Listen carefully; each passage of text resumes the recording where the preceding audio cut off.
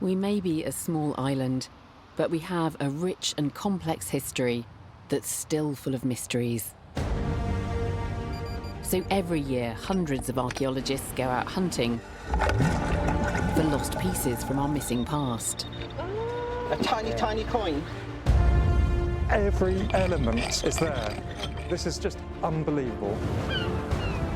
In 2017, their investigations continue to fill in the gaps.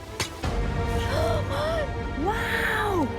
Bringing us closer to our ancestors than ever before. What do you think of that, Roy? In this programme, Digging for Britain showcases the best digs from the east of the UK. Oh, wow. That's rather lovely, Sean. Each of the excavations has been filmed as it happened by the archaeologists themselves. Their dig diaries mean that we can be there for each exciting moment of discovery. Oh, it's Excalibur. How does that feel, Rupert? Yeah, pretty good. And now the archaeologists are bringing their finds from pottery to metalwork to human remains into our lab so that we can take a closer look at them and find out what they tell us about our British ancestors. Welcome to Digging for Britain.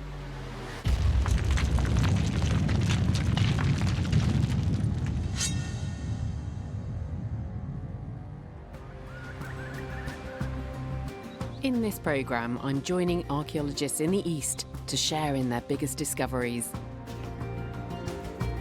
We're diving deep in the English Channel, rescuing the precious cargo of a lost East India ship. We find loads of coins. And we travel to Suffolk to unearth traces of Britain's earliest occupants. We found this incredible hand axe. Fantastic find. It's also a big year in the East for Roman archaeology. And this episode includes hunting down evidence of Britain's first clash with the might of Rome. This could be a very important clue to confirming that this is a base of Julius Caesar. And to find out how these discoveries fit into the story of Britain, I've come to Colchester to explore the Castle Museum and find out how the objects inside helped tell the story of the East. But our first dig takes us out of Colchester and into the buzzing financial centre of London, and one of the biggest excavations in our capital's history. During the Blitz, the German Luftwaffe destroyed a third of the City of London.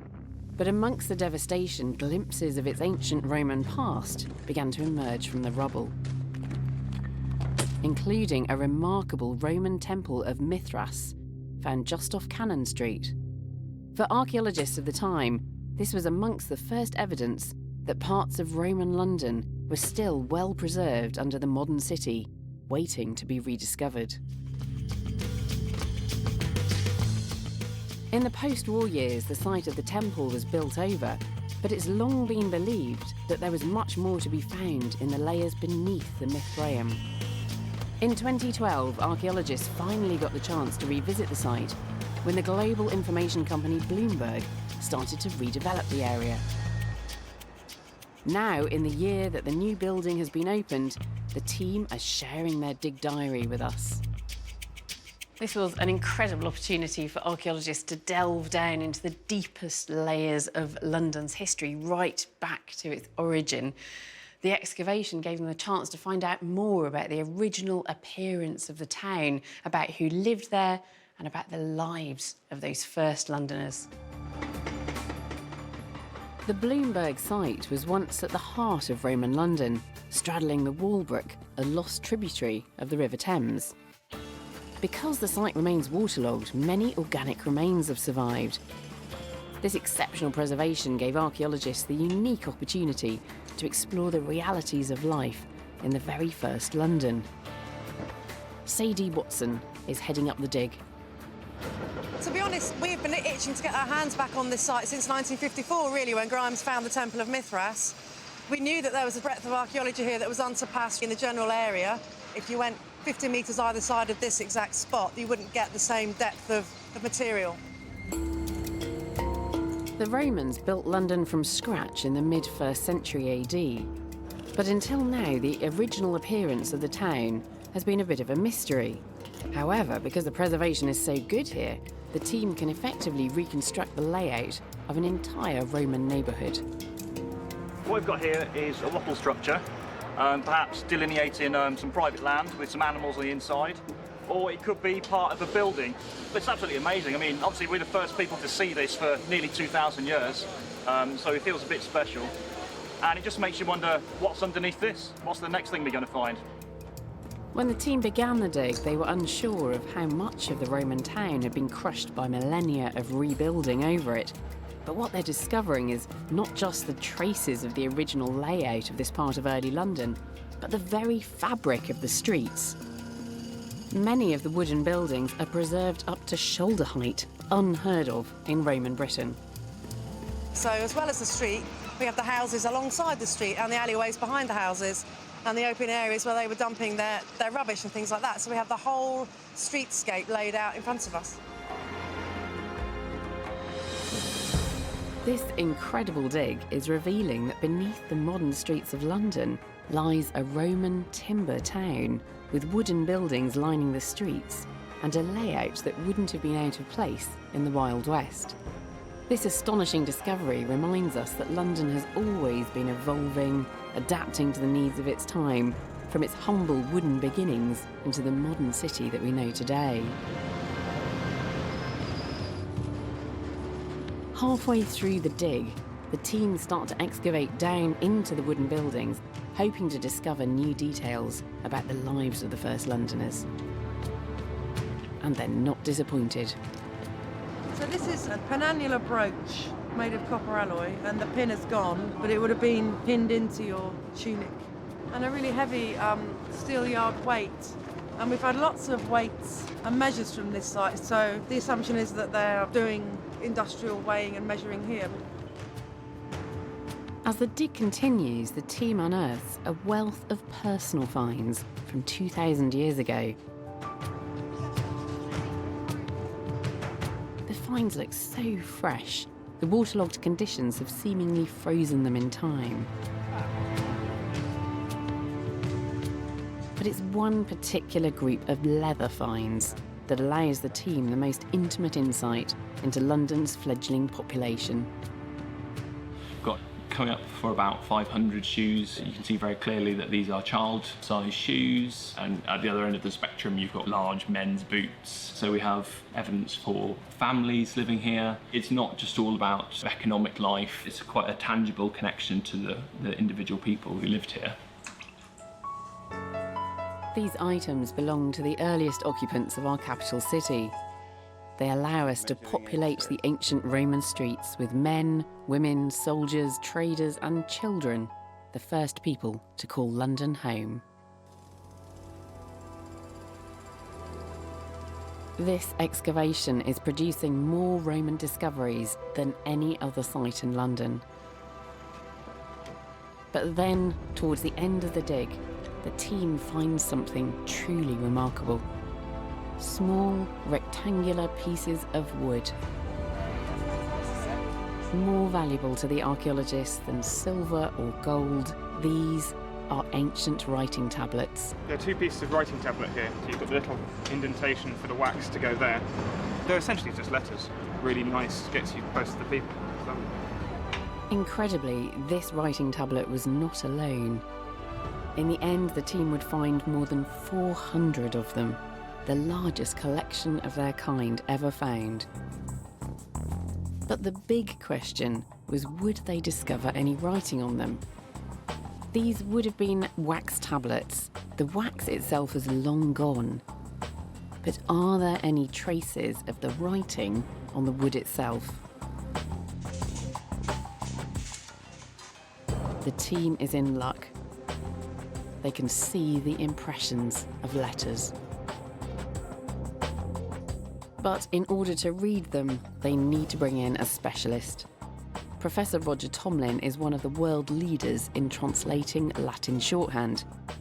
Working from photographs and hand drawings, he has the daunting task of deciphering the writing. Now I'm inviting Roger and Sadie into the lab with these amazing tablets so that I can finally hear the voices of the first Londoners. What an amazing site, and how fantastic to have writing preserved. So, Roger, what do these letters actually say? What do they tell us? Well, they tell us all sorts of tantalizing extracts of what Roman businessmen were writing to each other about. This is a particularly well-preserved tablet, and when I saw this in the conservation lab when it was still wet, I was very excited because I could read the first word at the top left-hand corner, which was Nerone, which was clearly a reference to Nero, the Emperor Nero, and then the date, the 8th of January 57. And then the beginning of the text is written by a man called Tibullus, and he acknowledges he owes the sum of 105 denarii in respect of goods sold and delivered. So an incredibly early financial document. Yes, it seems to be the earliest dated financial document, only about 10 years after the Romans got to London. And here they are setting up business enterprises, importing and exporting. Not much has changed. Well, no, not much has changed. And what about the names? Do they give us an insight into who these people were, where they'd come from? Well, ideally, they tell us who the person is, and this is a nice example here. It's an address of a letter which reads, Dabes, you will give this letter, understood, to Junius the Couparius, the cooper, the barrel maker, a brewery somewhere in the area, and presumably Junius is making barrels for it. It's just astonishing. You know, this is the kind of detail that we expect from, you know, the Second World War, and to be able to reconstruct that level of detail going back 2,000 years ago, that's amazing. What about the other objects, Sadie? What about these beautiful brooches? Do they give us clues as well as to where people were coming from? Certainly they do, and brooches tell you a lot because people tend to bring them with them from wherever they've come from to London. So we have lots and lots of examples from the Western Roman Empire, Gaul and the Rhineland particularly. But this superbly decorated, wonderful example is actually from what we now call Norfolk. So it's from the Iceni tribe. Oh, Boudicca's tribe. Boudicca's tribe, exactly. Yeah. And who would have moved in to London and worked and lived amongst the Londoners as well. So not only do we have people coming from outside Britain to come to London and found this town in open fields, we also have people coming from elsewhere across the country to live and work here as well. It seems that just like today, the first London drew its inhabitants from across Britain and Europe. So we are really looking at the very beginning of London. What would it have been like? Well, we have evidence, of course, that there's commercial activity going on with the writing tablets from the very beginning. We also have a huge assemblage of militaria, so we know that the army were here in great number. There would have been industries such as metalworking, slightly more noxious ones, leatherworking, all the things that you would expect, really, but living cheek by jowl with everything else as well. We also have one of the tablets has an alphabet on it. This one here? Yeah, this one here. Possible evidence of education. Yes. Somebody learning or practising their alphabet. A, B, C, D, and so on. Oh, that's just extraordinary. That's wonderful. It's a Roman child learning to read and write. So it's a real mix of activity. So the very, very earliest beginnings of something, but a lot of things which remain very familiar to us today. Banking, beer, and this melting pot of cultures. Absolutely, yeah. The Bloomberg dig has revealed the forgotten voices of the people that first built London. And as the Moeller team finishes the analysis of the finds over the coming year, they'll be able to give us a uniquely detailed picture of an entire neighbourhood in a Roman British town. By the middle of the 2nd century AD, London had become one of the most important trading centres in Northern Europe, as well as the capital of Roman Britain. But it could have turned out very differently. London wasn't the first capital of Roman Britain, Colchester was. That is, up until the middle of the 1st century, when it met a grisly fate. And I'm told the best place to understand this story is underneath the castle. Discover the past with exclusive ancient history documentaries and ad-free podcasts presented by world-renowned historians from History Hit. Watch them on your smart TV or on the go with your mobile device. Download the app now to explore everything from the wonders of Pompeii to the rebellion of Boudicca and the mysteries of prehistoric Scotland. Immerse yourself in the captivating stories of this remarkable era by signing up via the link in the description. In AD 60, within 20 years of London being founded, the British warrior queen Boudica revolted against Roman rule and eventually led an army of enraged natives right into Colchester. At the heart of the town was the Temple of Claudius, and it was situated right here. Amazingly, its foundations still survive, and curator Glyn Davis is taking me down into the basement to see them. Very steep. This is incredible, Glyn. Yes, this is a very special space. We're actually standing in a false space. We're standing in a chamber that would have originally been filled with sand, and this construct made up a huge platform or podium upon which the Temple of Claudius, the largest of its kind in Roman Britain at the time, would have been built.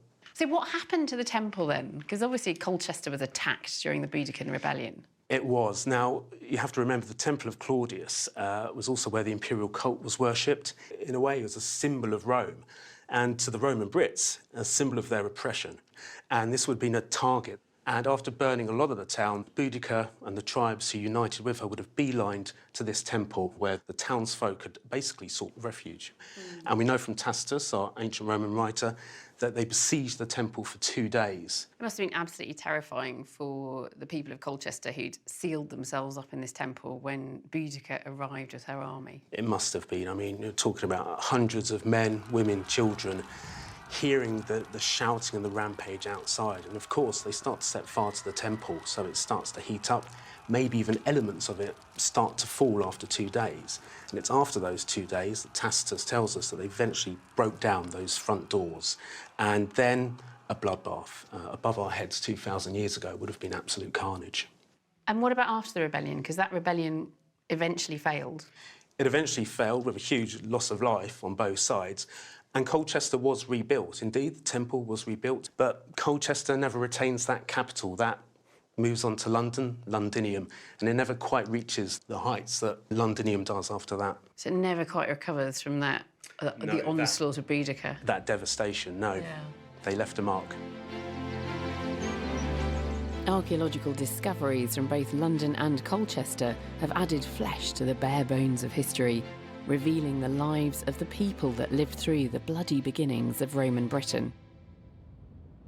Our next story takes us into the English Channel, to one of the richest shipwrecks off our shores. The Goodwin Sands are notorious as swallowers of ships. Today, the remains of over 2,000 wrecks litter the area. One of them is the Rooswijk, a Dutch East India Company ship that sank in 1740 on its way out to Indonesia. In the 17th and 18th century, Britain and the Netherlands were two of Europe's leading powers. Both were great seafaring nations, locked in a battle for control of the lucrative trade with Asia. For the winner, the prize was enormous wealth. The race for the East was a dangerous business, and it wasn't just about the wealth of individuals and corporations, but of entire nations. As archaeologists get to work on the largest underwater excavation since the Mary Rose, they're hoping to gain insights into just how high the stakes and the risks really were. The East India ships were stuffed with incredible riches to trade with the Far East. What makes the Rooswijk so special is that it sank with all of its cargo, and nothing was ever salvaged. Now, a team from Historic England and the Dutch government is investigating. They hope to understand more about these trade routes and the level of financial risk taken by the traders on each voyage. Underwater archaeologist Martin Manders is leading the team. We're now on board of the Schelling, which is our research ship, and we're just right above the shipwreck. Within 3 months, we have to excavate a very large ship. Well, luckily, we only do the stern part of the ship.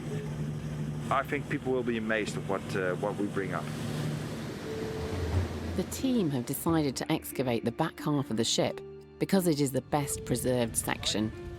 Part of the cargo hold was located here, so they're confident they'll be able to find evidence of what the Rooswijk was taking to the East Indies. But excavating a shipwreck on the perilous Goodwin Sands is a complex operation. The unpredictable weather and strong currents mean that time and tides are always against them. In late August, after months of preparation, they finally begin the diving operation.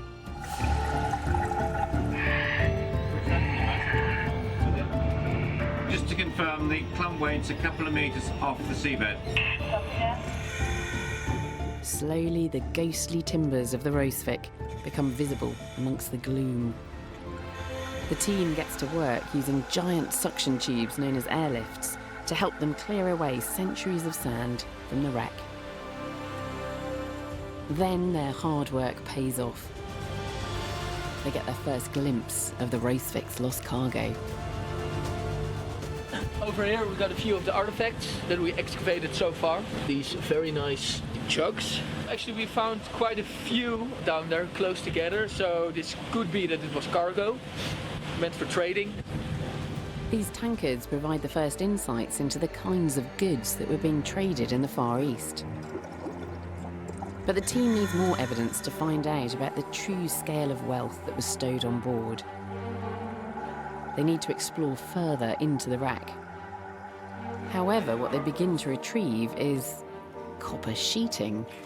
There wasn't much that the people needed in the Dutch Indies, but what they did need was building material. So a lot of raw material, copper, also a lot of just normal bricks. They were weight, so they were ballast, but in a way they were also goods to be sold. These discoveries are important evidence of how the British and the Dutch built their settlements in the East. But they weren't just out to build colonies. The real reason for taking such risks, with an 8-month voyage across pirate and storm-ridden waters, was trade.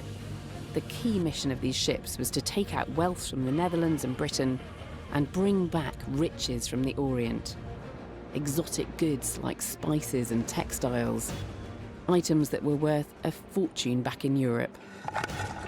Historical records suggest that this ship should have been laden with silver currency, but the team hopes to discover the true scale of the investment involved in a single voyage.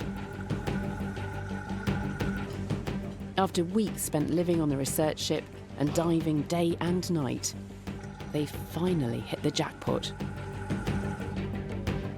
We find loads of coins. We have silver from Mexico, but we also have silver from the Potosi mines in Bolivia. Piece of 8, so it's worth 8 reals. Most of the ones that we've got so far have been from Mexico. The Dutch East India Company, also known as the VOC, traded using Spanish silver. As the archaeologists continue diving, they retrieve hundreds more coins. But towards the end of the project, they make an unusual discovery. They're coming in clusters, yeah, they're coming in clusters. Not all of the coins appear to be official Spanish currency. We've only just started uncovering these ones. A lot of the money that's been recovered has been the Spanish money so far. I believe these are riders. These are Dutch coins. This leads Martin to a surprising conclusion. He believes that the Dutch money belonged to the crew themselves. But I think we're getting to the personal stuff because of the coins that are so different from the cargo coins of the VOC. So we're getting to personal belongings. Really interesting. So why were the men on board the Rooswijk transporting such large quantities of personal wealth to Indonesia? I've asked Martin to come into the lab with this extraordinary haul of silver coins. I'm just amazed at what a huge amount of wealth went down with this ship. I mean, this is like a floating bank. Yes, well, in a way it was. We know that it had 36,000 coins from Mexico, the pillar dollars, on board of the ship. The VOC would take a lot of coins with them from the same kind of date, very shortly before the VOC would go out. So we think that looking at the date, 1737, just before the ship went out, we think this is the money they took along with them. So that's kind of official business, that's official VOC money? Exactly. Yeah. And it is 8 reales, so a piece of 8, as they say. These coins we find here, have a much older date. And these are ducatons from the southern Netherlands. And these are from 1619, so 120 years before the ship sank. So where are these early coins from then? Exactly. Well, they were smuggled. They were smuggled on board. And why would they smuggle money? And who would smuggle money? Well, it's actually everybody, from the captain until the most simple seaman.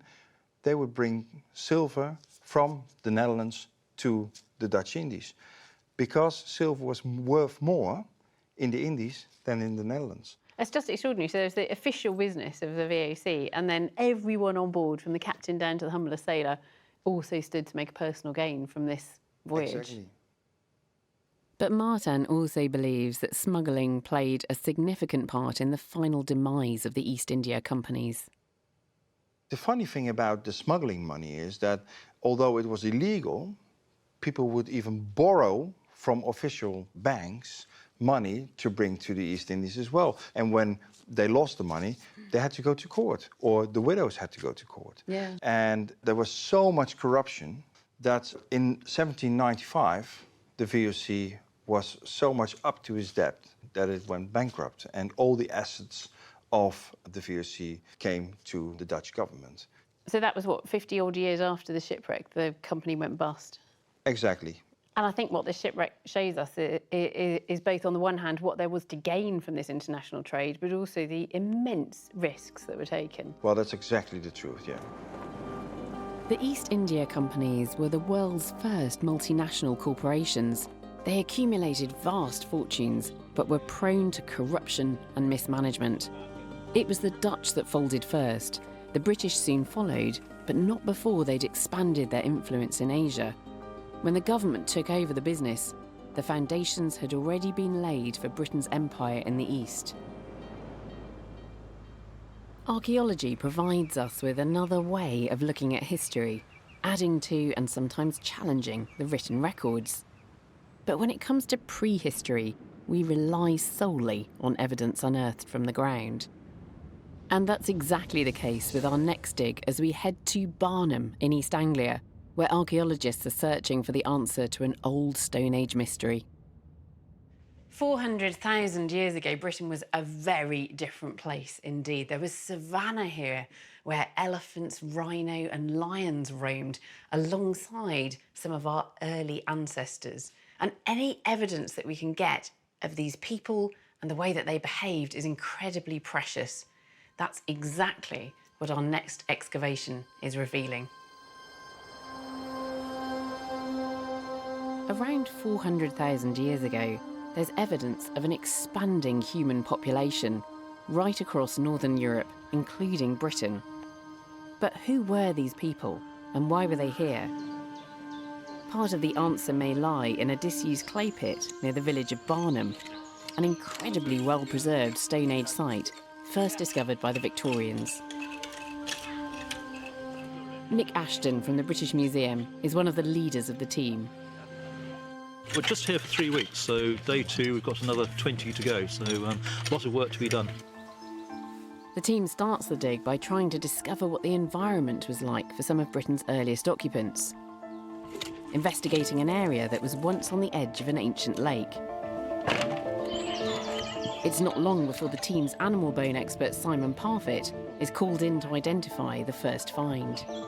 It's a pond terrapin, so this is one of the really important elements in the animal assemblage that tells us about the climates. So today these animals are living in more continental Europe, in parts of France, where the summers are much warmer. So this provides a really good indication of what the climate was like.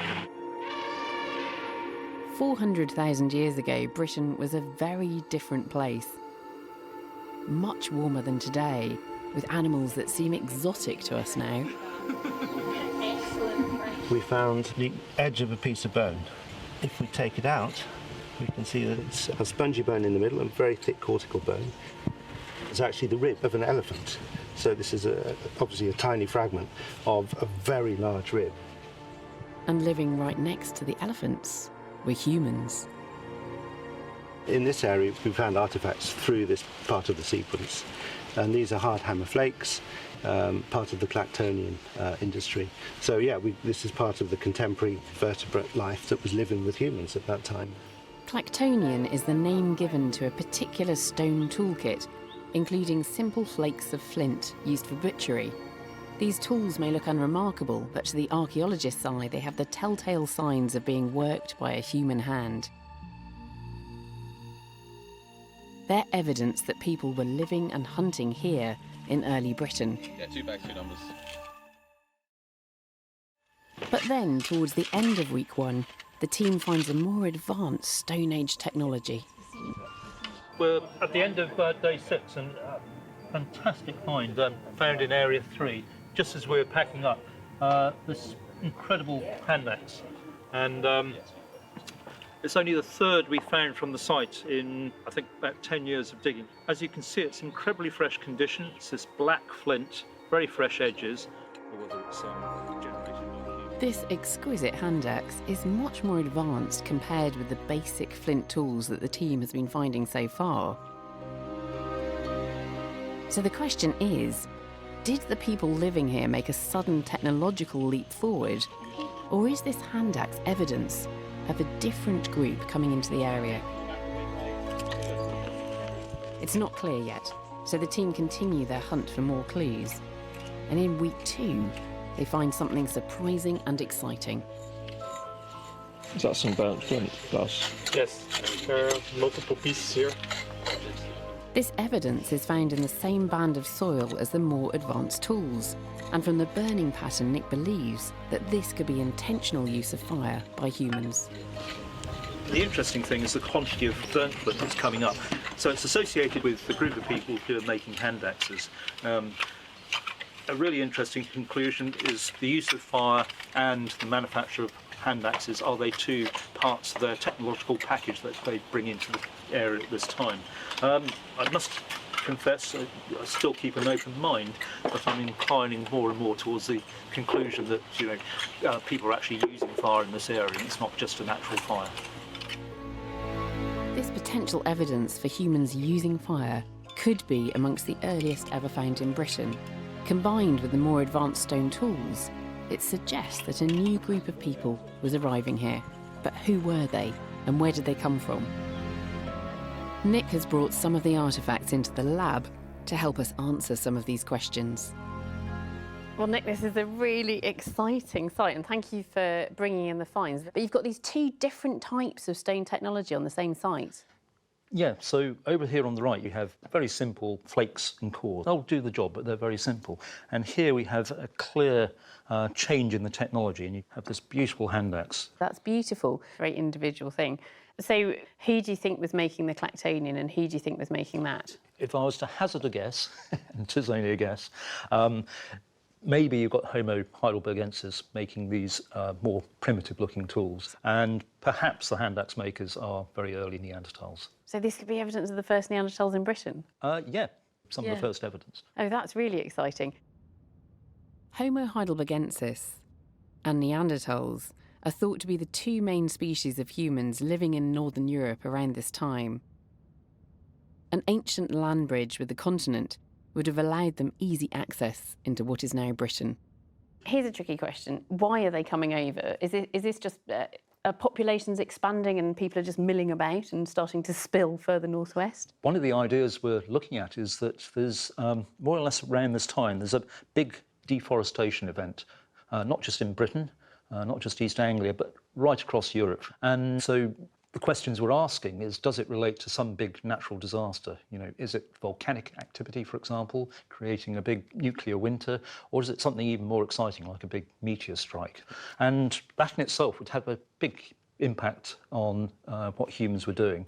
If suddenly there's a loss of their sort of local habitat, loss of vegetation, that's going to affect the wildlife, and this will trigger population movement. So maybe this is linked to a different group of people coming in just over 400,000 years ago. This new evidence from Barnum is helping us to understand more about the early inhabitants of Britain and the environment they lived in at an important moment in prehistory, when the very first Neanderthals arrived in Britain.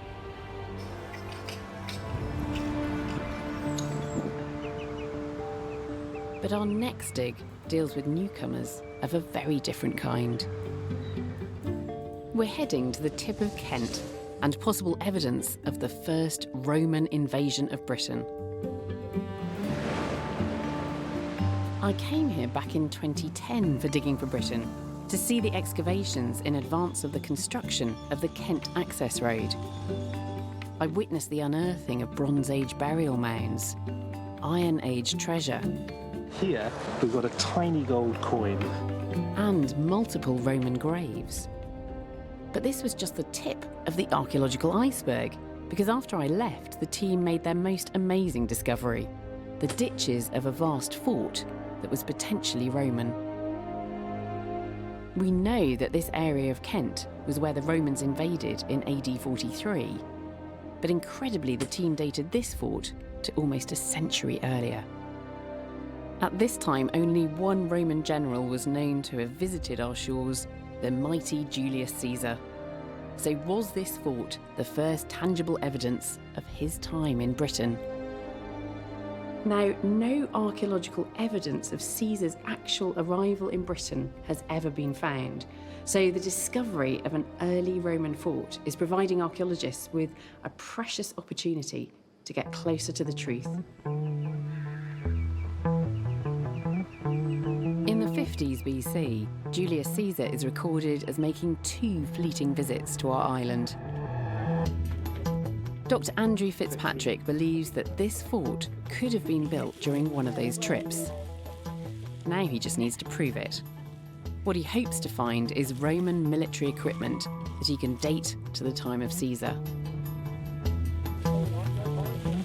We know that Caesar, in the second invasion, brought at least 25,000 soldiers and 800 ships. That must have left a lot of evidence. If Andrew succeeds, he'll not only have found Julius Caesar's fort, but put us on the path to understanding why he made this early exploration of Britain. Andrew's first task is to get to grips with the full layout of the fort.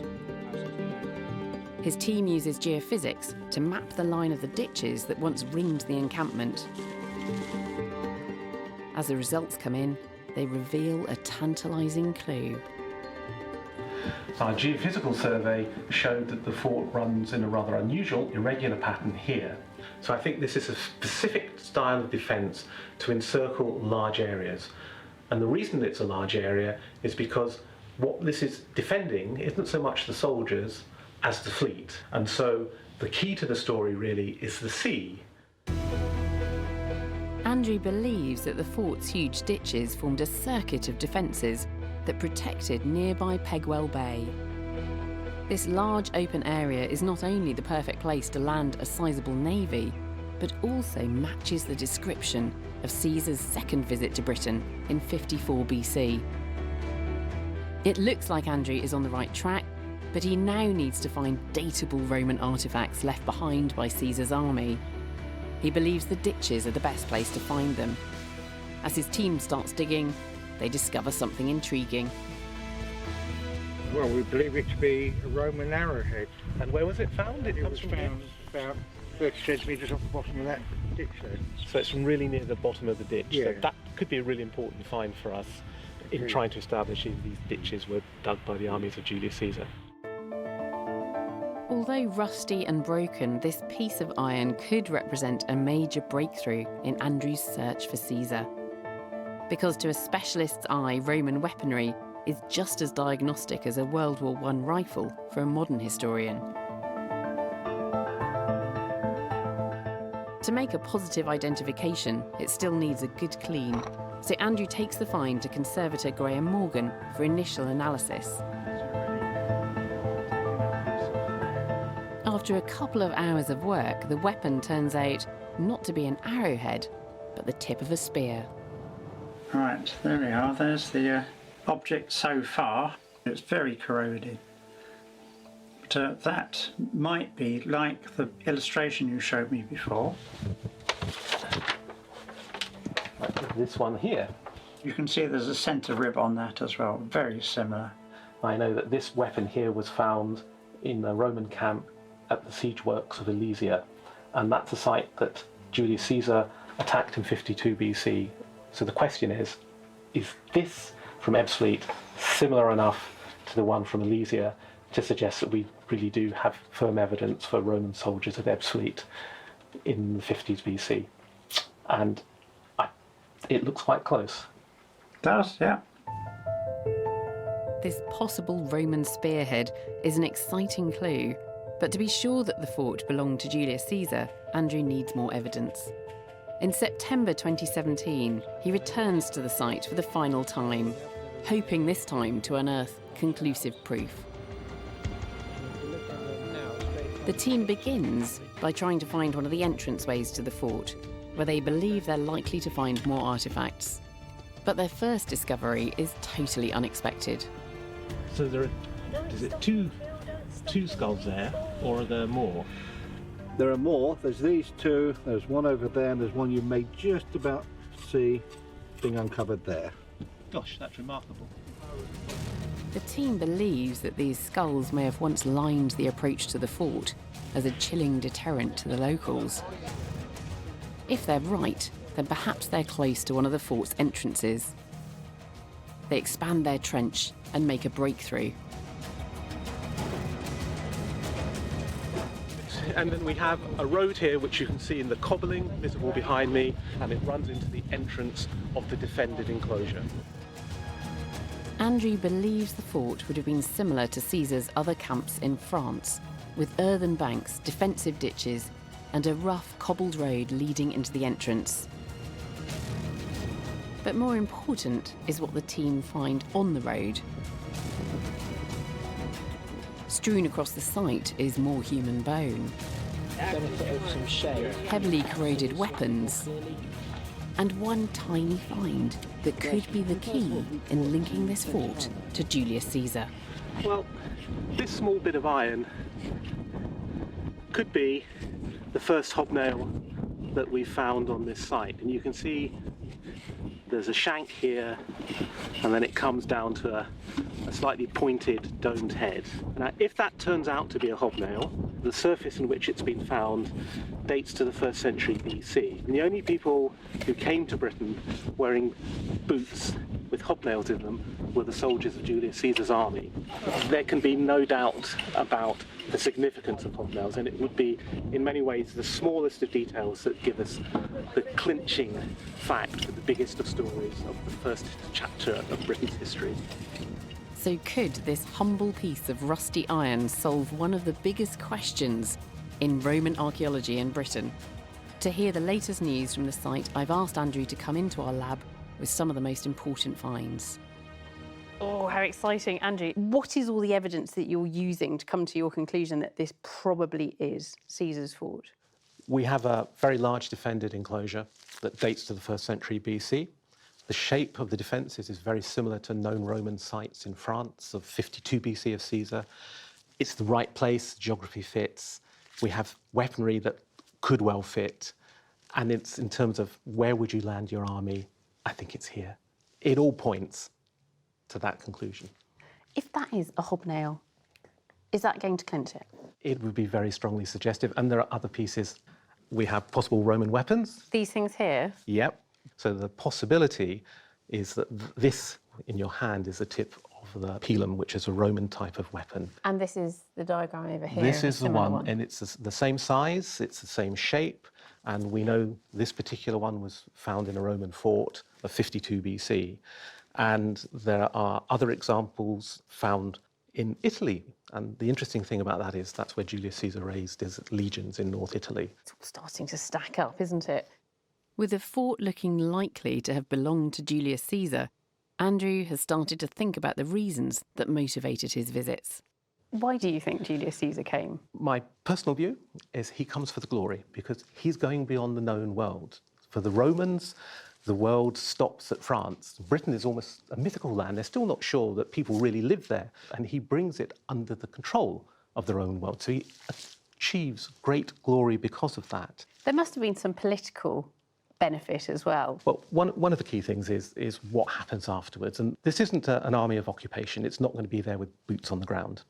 The way the Romans work for many centuries is they work through the local rulers and they get the local elite to work with them. When Julius Caesar leaves in 54, he does two things. He agrees the amount of tribute that will be paid to Rome, but he also takes hostages. And those hostages are very often the family and the youngsters of the rulers. And it means that Britain is tied into the Roman world, and the kings of Britain become client kings of Rome, and effectively they are part of the Roman Empire.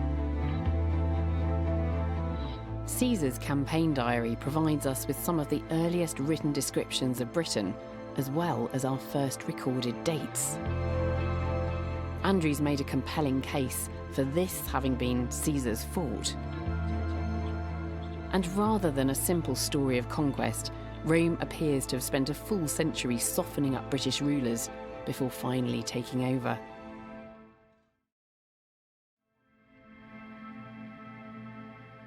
I'm dying to meet one of these client kings, so I'm going behind the scenes at the Castle Museum to examine a contender in the form of the Lexden burial, a selection of objects interred with a very important man in Colchester.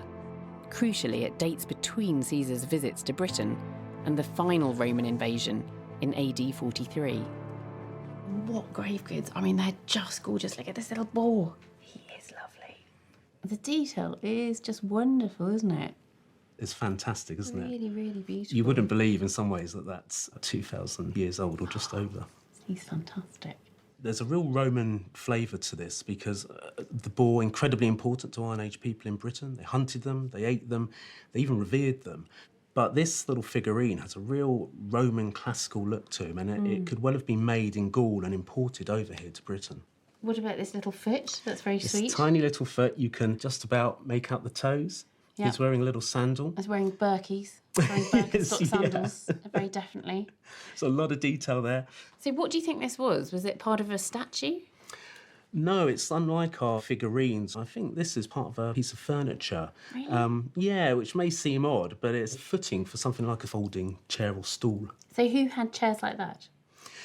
It would have been some of the most powerful men in Rome, all the way up to the emperor. And indeed, it may even have been gifted, if this person was of high enough rank, maybe even a client king here in Britain. So somebody who was sponsored by the Roman Empire, effectively. Exactly that, yeah. A connection with the Roman Empire gave this individual great wealth and power.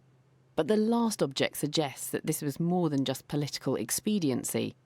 A relationship with Rome seems to have been personally meaningful to this British ruler. This is a medallion.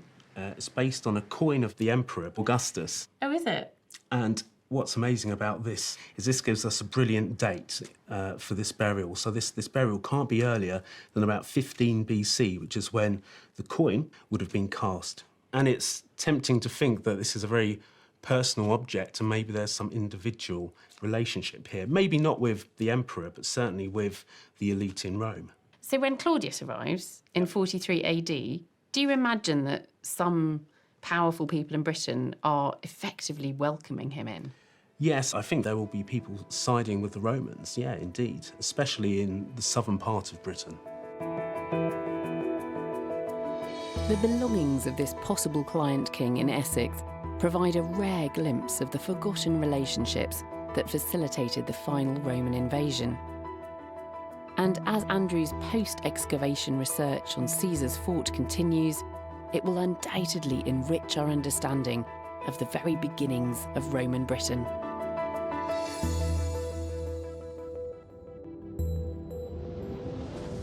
Rather than rewriting big history, our final story is revealing the forgotten lives of ordinary Britons. Throughout the 18th century, maritime trade was the mainstay of the British economy, but 1706 saw one of the most catastrophic disasters in all of British seafaring history, when a fleet of 182 ships sailed straight into a winter storm. They were returning from Virginia in America as part of the so-called Trade Triangle. European goods were sent to West Africa to buy slaves. The slaves were sold to plantations in the Americas, and in return, tobacco, rum, cotton and sugar flowed back into Europe.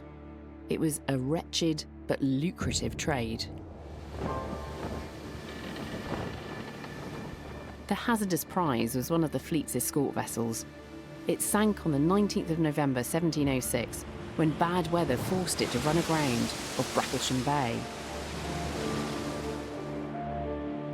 During the early 1700s, thousands of ships were crisscrossing the globe. The lives of the men on board are a vital but forgotten part of our history. Without them, Britain would never have become a maritime power or built its empire. In 2016, a team of local divers and archaeologists launched into a new 2-year excavation of the wreck, funded by Historic England. Their mission was to recover new details about the crew and the realities of 18th century life at sea.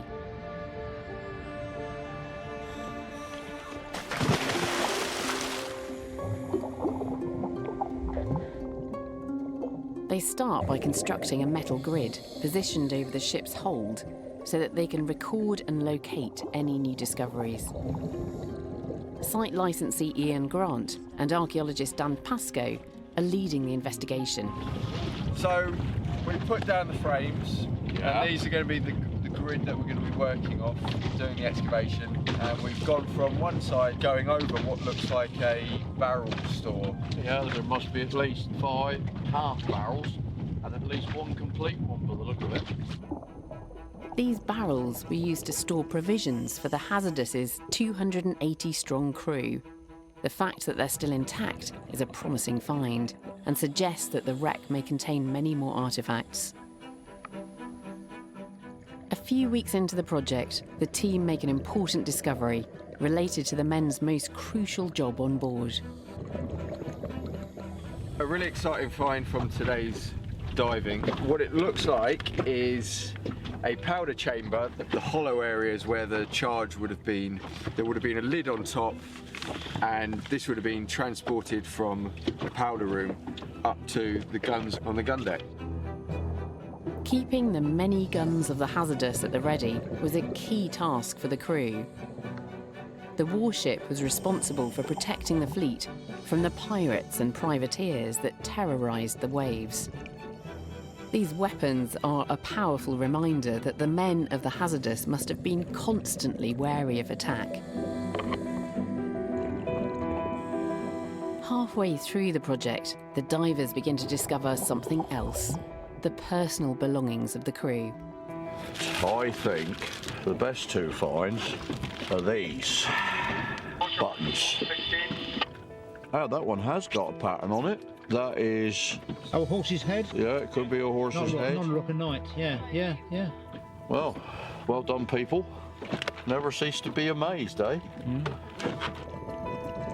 Along with the buttons, the team begins to discover many more personal items on the seabed. A shoe buckle, a pair of brass dividers used for navigation, and a pewter plate. As Ian and Dan sort through the finds, they begin to build up a vivid picture of the different kinds of lives on board. So do you think the pewterware was probably officers? Yes. Rather than crew? Yeah, I think the crew probably ate off of wooden platters, wooden bowls at best. But what's the old story about the square meal? 3 square meals a day. Yeah, and they would have been wooden platters. I don't think ordinary crew would have had pewterware. No. So even at sea, Britain was a society divided by class. But in the end, class meant little when the men's lives were put under threat. On the 19th of November 1706, after a 3,600-mile journey, the Hazardous prize was within touching distance of home when bad weather closed in. You get the feeling that the sea's pretty rough just here. I mean, it's a beautiful day today, but really, really rough.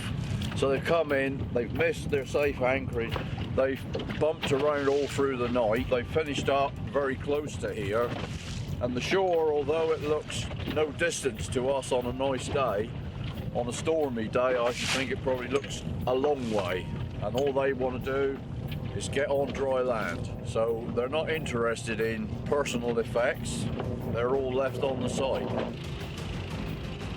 The Hazardous was wrecked in Bracklesham Bay, the ferocious waves ripping apart its mighty timbers, condemning the ship to a watery grave. But fortunately, the majority of its men made it to land. It must have been devastating, though, for them to leave all of their precious belongings on board, including one very unusual object that's now providing a valuable insight into the mindset of some of the crew. So this is the elephant tusk that's come up from the Hazardous prize. Now, this is a ship that's sailing back from Virginia, and forgive me if I'm wrong here, but I don't think they had elephants in Virginia. No, and it seems most likely that it's come from Africa to America. It may have come on a slave ship, and somebody's bought it and going to take it home. And this is something that was probably picked up by the officers on board. They might have been bringing it back to make a profit back home.